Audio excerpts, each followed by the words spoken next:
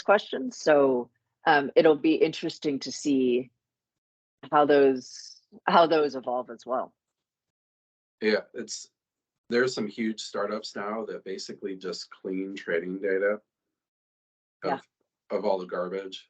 So it's kind of like, I think whether or not it's, you know, whatever the potential result is for this, I think the fear was that everybody would be out of a job immediately. Yes. And it's not, I don't know, like I kind of say it's that I don't think that there's necessarily a one ring to rule them all concept with AI. There's always going to be limitations in it because it's trained on what's happened and what people tell it to do. But it's, Yeah.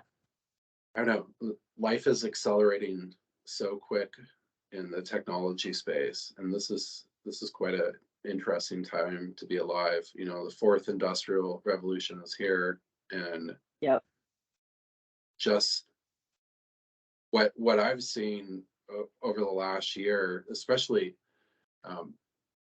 like taking still images and turning them into videos.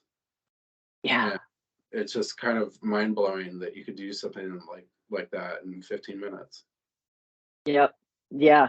It's amazing. It's funny. I'm old enough to remember when the internet kind of, came out into being, into the world, out of the research and all that. And, the great fear, it was the same fear of like, we will all lose our jobs. And, especially like libraries and researchers will be completely like wiped off the face of the earth because now all of the world's information is at your fingertips.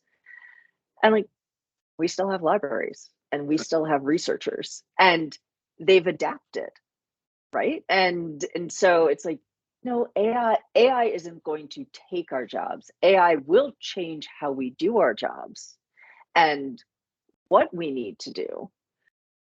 But it's not, unless it becomes sentient and turns into, whatever the machine was from the Terminator, it's not going to destroy us. Yeah. But it will change things, and we will absolutely kind of feel that loss of what we used to do.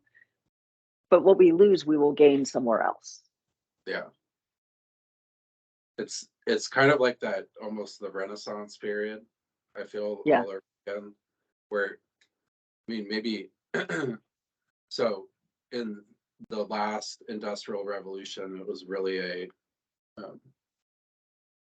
I guess a labor driven economy, and now it looks like it's more of a creator driven economy, even if you're this analytical person, but the ability to communicate clearly to a computer like you did with your formulas and your fingers, it's pretty cool. Like everything's getting disrupted in its own way, and it's pretty neat.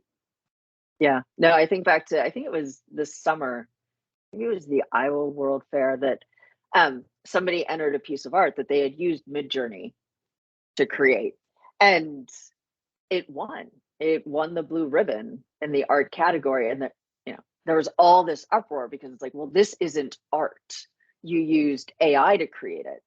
And the artist was like, look, I spent 80 hours tweaking this and evolving it and prompting and like to get to this point. It's not like I just fed a prompt and AI spit this out and I was all done. Yeah. And to that point, this guy is, I think he was, a computer programmer. So he probably doesn't consider himself an artist in the sense that traditionally we would, but he created art. And then you get in the question of like, did he create, is computer generated art in the sense of, we still think of art as paintings and sculptures and things like that. So again, it raises really interesting questions. And I think to your point, like it allows all of us to be creators. Ultimately it's another tool. That's the thing. It's another tool that we can choose how we use Mhm. And there will always need to be a human element to that. Yeah.